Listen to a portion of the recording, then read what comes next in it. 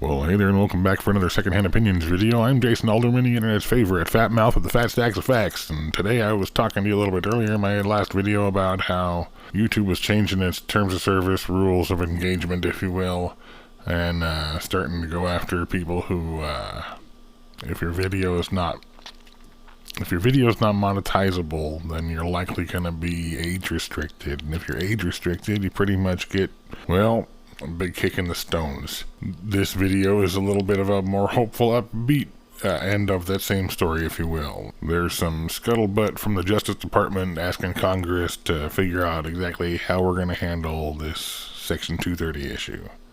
Let's go over here to SiliconANGLE and take a look.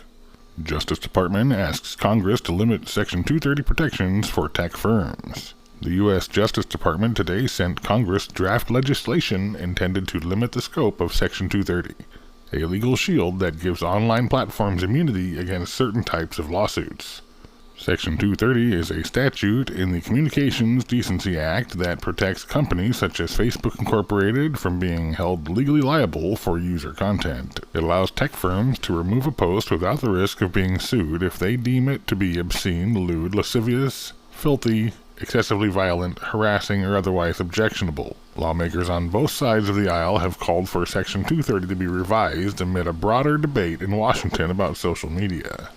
The change proposed by the Justice Department today consists of several points. First, the draft legislation seeks to narrow the criteria the tech companies must meet to qualify for Section 230 legal shield. Under the proposal, an online platform could lose liability protections if it doesn't follow its own content moderation policies consistently or fails to give users an adequate explanation when restricting their access to its platform. Likewise, a company could stop being eligible for Section 230 protections if it's aware of illicit activity on its platform or fails to report it. The bill also contains certain legal exceptions that would allow users to launch civil lawsuits against online platforms if they host illicit content on their services. For too long, Section 230 has provided a shield for online platforms to operate with impunity, said Attorney General William Barr in a statement.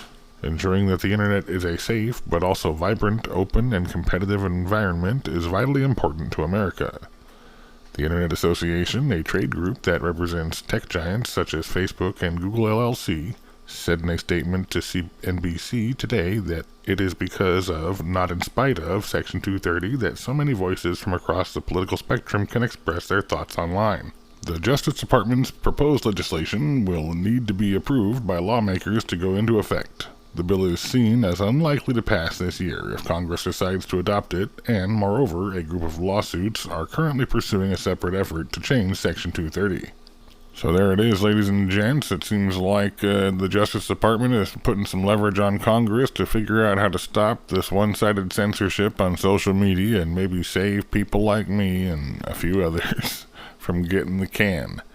Let's all pretend like our opinions matter and leave them in the comments below. And remember, this is social media, so do all the things.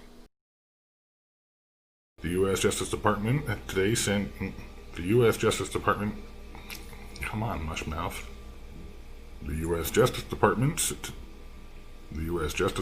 today sent Congress draft legislation... The U.S. Justice Department today sent Congress draft...